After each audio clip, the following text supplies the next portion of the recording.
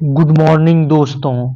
आज हम लोग पढ़ेंगे इकाई 5 NCERT के अंतर्गत और हम लोग पढ़ रहे हैं 7 क्लास का NCERT और इकाई 5 में हम लोग अध्याय पढ़ेंगे 7 और अध्याय 7 में वर्णित है बाजार के बारे में। आपको यहाँ पर बता दें कि यह चैप्टर आपको या यह अध्याय आपको मेन में मुख्य परीक्षा में सहयोगी सिद्ध होगा। पीटी में इससे संबंधित प्रश्न नहीं पूछे जाते हैं तो और यह मेन में आपको यूपीपीसीएस और बीपीएससी दोनों एग्जामों में आपको काम देगा। तो चलिए हम लोग देखते हैं और साथ ही साथ आपको यहाँ भी बता दें, यह भी बता दें कि आपको इस चैप्टर के पढ़ने के बाद बाजार के बारे में जानकारी मिलेगी और साथ ही साथ बाजार में समानता से संबंधित तथ्यों पर आपका जो है एक नया विचार खुलेगा। अब चलते हैं अध्याय 7 देखते हैं और बाजार के बारे में पहले शिक्षकों के लिए कुछ तथ्य लिखे गए हैं, हालांकि आपके लिए यह जरूरी नहीं है। आगे देखते हैं हम लोग अध्याय 7। अध्याय 7 के अंतर्गत सबसे पहले हम लोग देखेंगे हमारे आसपास के बाजार के बारे में।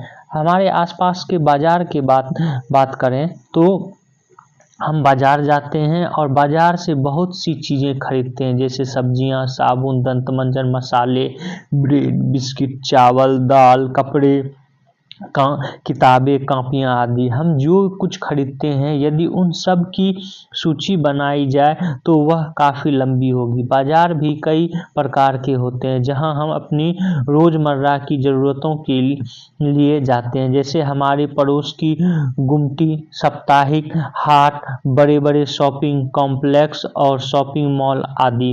इस अध्याय में हम बाजार के इन्हीं प्रकारों को समझने की कोशिश करेंगे और यह जानने की कोशिश करेंगे कि यहाँ बेची जाने वाली चीज़ें खरीदारों तक कैसे आती है, ये खरीदार कौन है, ये बेचने वाले कौन हैं और इन सब के बीच कैसी और क्या समस्याएं सामने आती हैं, इन सब के बारे में हम लोग जानेंगे। और बाजार में क्या क्या बिकता है इसको एक तस्वीर के माध्यम से यहाँ पर दिखाया गया है।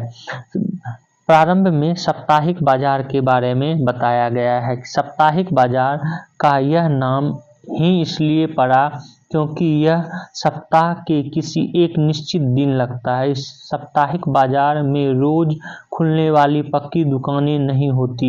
व्यापारी दिन में दुकान लगाते हैं और शाम होने पर उन्हें समेट लेते हैं। अगले दिन वे अपनी दुकानें किसी और जगह पर लगाते हैं। देश भर में ऐसे हजारों बाजार लगते हैं और लोग इनमें अपनी रोजमर्रा की जरूरतों की चीजें खरीदने आते हैं।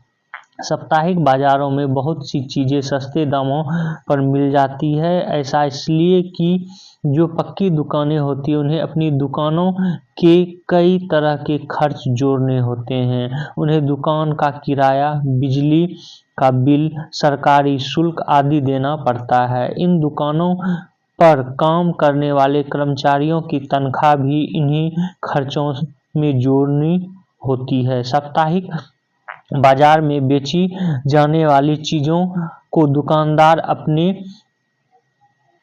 घरों में ही जमा करके रखते हैं। इन दुकानदारों के घरों के लोग अक्सर इनकी सहायता करते हैं, जिन्हें इन्हें अलग से कर्मचारी नहीं रखनी पड़ती। साप्ताहिक बाजार में एक ही तरह के सामान के लिए कई दुकानें होती हैं, जिनसे उसमें आपस में प्रतियोगिता भी होती है। यदि एक दुकानदार किसी वस्तु के लिए अधिक कीमत मांगता है तो लोगों के पास यह विकल्प होता है कि वह अगली दुकान पर वही सामान देख लें। जहां संभव है कि वह वस्तु कम कीमत पे मिल जाए। ऐसी स्थिति में खरीदारों के पास यह अवसर भी होता है कि वे मोल तोल करके भाव कम करवा सकें। साप्ताहिक बाजार का एक फायदा यह भी होता है कि जरूरत का सभी सामान एक ही जगह मिल जाता है। सब्जियां, कपड़े, किराना सामान से लेकर बर्तन, सभी चीजें यहाँ उपलब्ध होती है। अलग अलग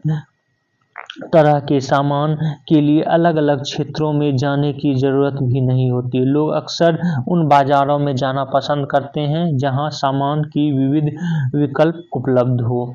अब आते हैं, हम लोग जानते हैं मोहल्ले की दुकान ये क्या होती है। हमने देखा कि साप्ताहिक बाजार हमें कई तरह के सामान उपलब्ध करवाते हैं।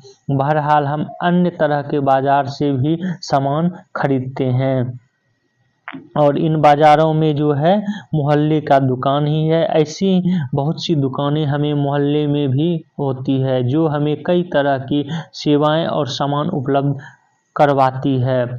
हम पास की डेयरी से दूध, किराना व्यापारी से तेल, मसाले व अन्य खाद्य पदार्थ तथा स्टेशनरी के व्यापारी से कागज, कलम या फिर दवाई की दुकान से दवाई भी खरीद सकते हैं। इस तरह की दुकानें अक्सर पक्की और अस्थायी है, जबकि सड़क किनारे फुटपाथ पर सब्जियों के कुछ छोटे दुकानदार, फल विक्रेता और कुछ गाड़ी मैकेनिक आदि भी देखते हैं। पड़ोस की दुकानें कई अर्थों में बहुत उपयोगी होती है। हमारे घरों के करीब तो वे होती ही हैं और हम सप्ताह के किसी भी दिन और किसी भी समय इन दुकान पर जा सकते हैं। सामान्यतः दुकानदार और खरीदार एक दूसरे से परिचित भी हो जाते हैं और दुकानदार ग्राहकों के लिए उधार भी देने को तैयार होते हैं, यानी कि आज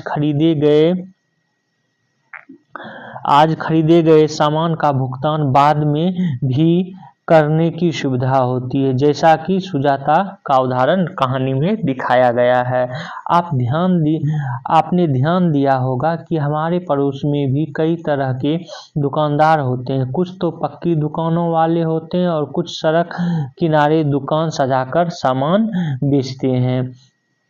ये रहा आपका कौन सा अस्थाई मोहल्ले का दुकान और साप्ताहिक। अब हम लोग देखते हैं शॉपिंग कॉम्प्लेक्स और मॉल में क्या है। आप अंतर समझते जाएं यहाँ पर, क्योंकि आप जब अंतर समझेंगे विभिन्न दुकानों में, विभिन्न बाजारों में, साप्ताहिक बाजार और जो है स्थानीय या मोहल्ले के दुकान या बाजार में, अगर आप अंतर समझेंगे तो आपके एक विचार डायमेंशन भी खुलेगा कि किस प्रकार जो है लोग प्रभावित होता है और किन किन चीज़ों का मोहल्ले के दुकान में फ़ायदा होता है, किन किन चीज़ों का साप्ताहिक बाजार में फ़ायदा होता है। जब बाजार से संबंधित किसी तरह का प्रश्न आएगा तो आप उस विचार को वहाँ पर लिख सकते हैं। तो इन तथ्यों पर विचार भी करना है, सिर्फ इसको पढ़ना ही नहीं है।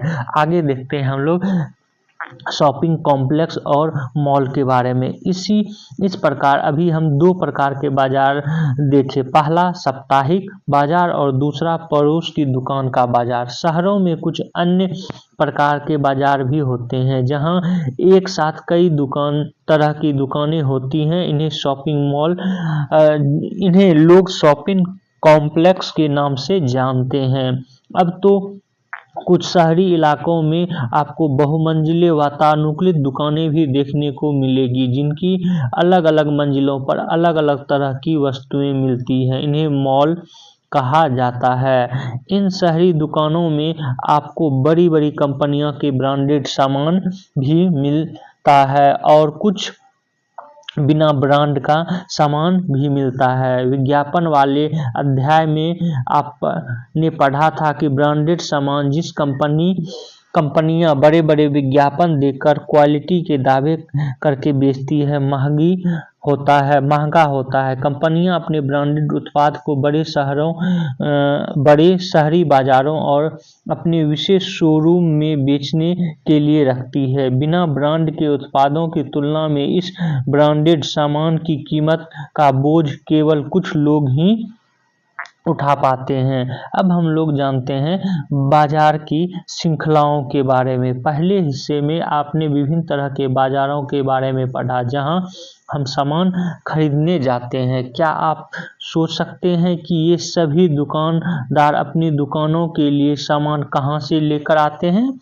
सामानों का उत्पादन कारखानों, खेतों और घरों में होता है, लेकिन हम कारखानों और खेतों से सीधा सामान नहीं खरीदते हैं। चीज़ों का उत्पादन करने वाले भी हमें कम मात्रा में, जैसे 1 किलो सब्जी या एक प्लास्टिक कप आदि बेचने में रुचि नहीं रखेंगे। वे लोग जो वस्तु के उत्पादक और वस्तु के उपभोग के बीच में होते हैं, उन्हें व्यापारी कहा जाता है। तो वस्तु के उत्पादक और वस्तु के उपभोग के बीच में पहले थोक व्यापारी बड़ी मात्रा में या संख्या में सामान खरीद लेता है। जैसे सब्जी का थोक व्यापारी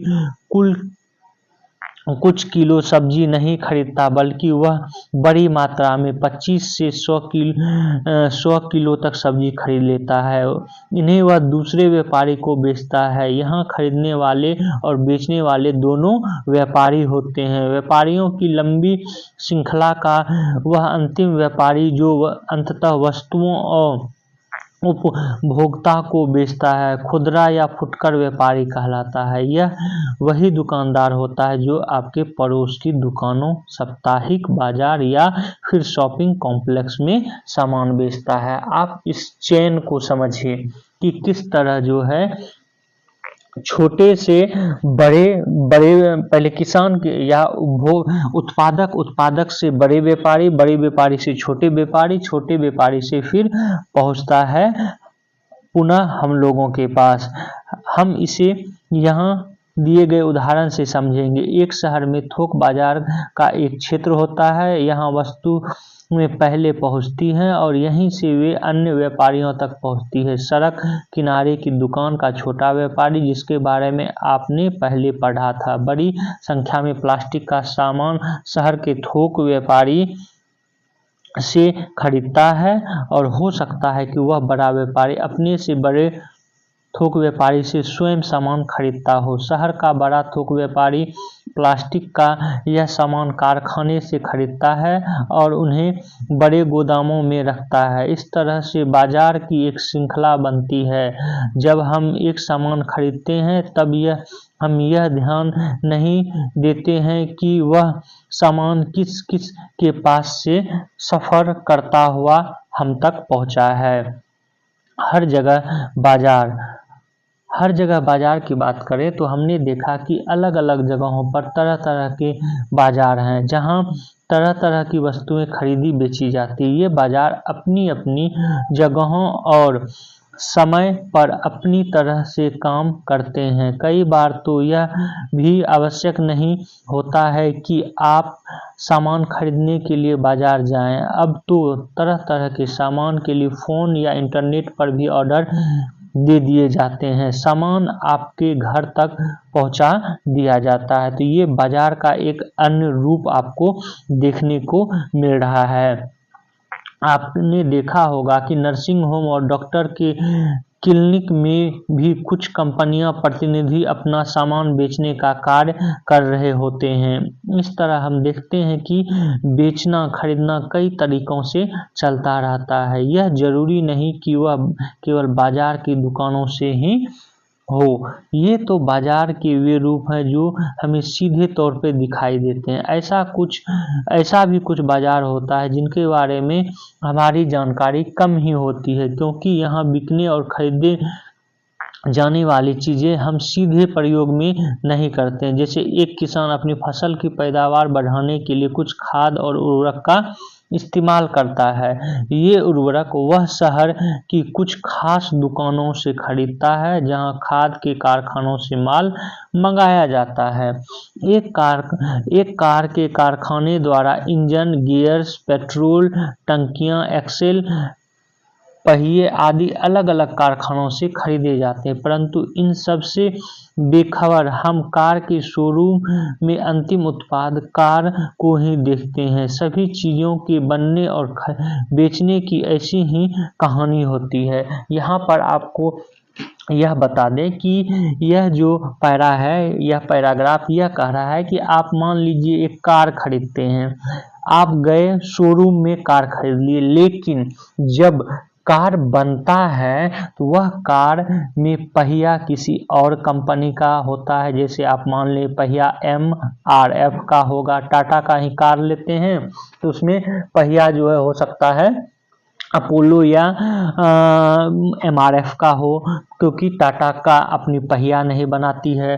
हो सकता है कि उसका पिस्टन जो है वो बॉस्को का हो, क्योंकि जो है सबसे अच्छी पिस्टन इसी कंपनी की होती है।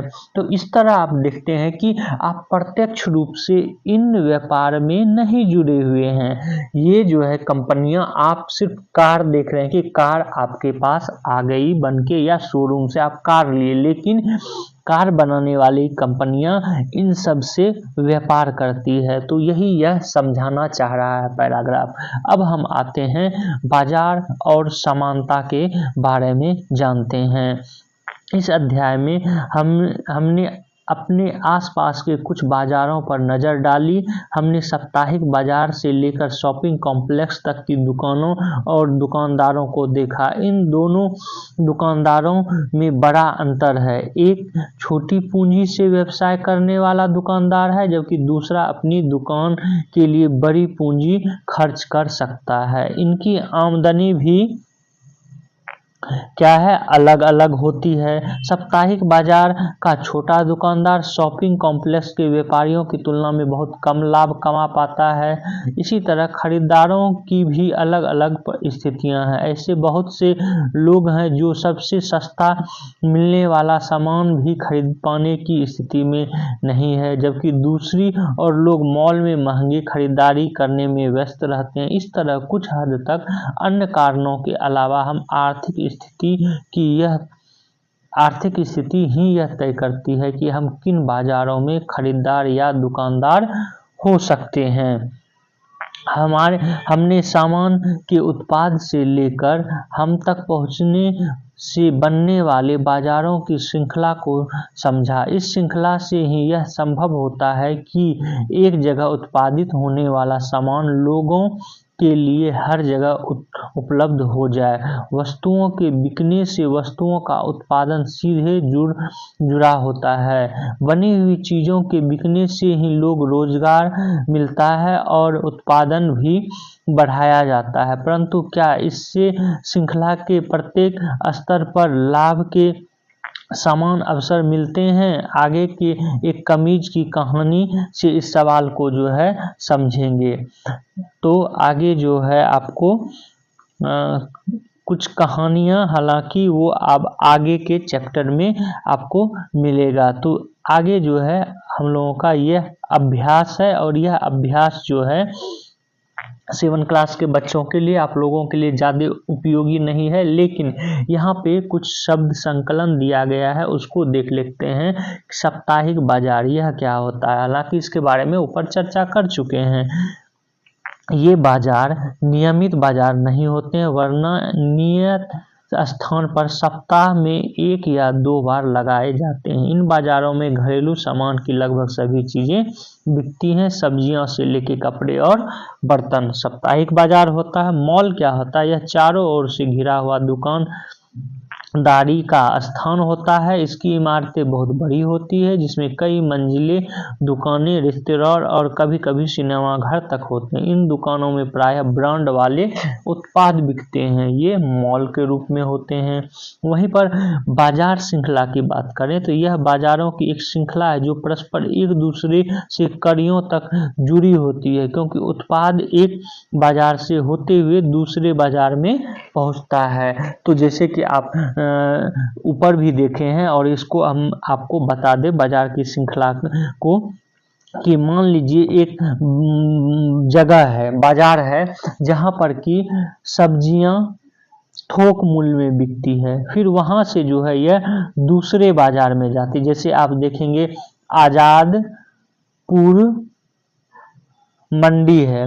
यह मंडी कहा जाता है कि एशिया का सबसे बड़ी सब्जी का मंडी है। अब जब दिल्ली में यह अवस्थित है, जब इस मंडी में जाएंगे तो एक रो है वो बड़ी सी चौड़ी सड़क में, दोनों तरफ अगर लहसुन है तो आपको सिर्फ लहसुन मिलेगा, अगर प्याज है तो सिर्फ प्याज मिलेगा उस पूरे के पूरे गली में।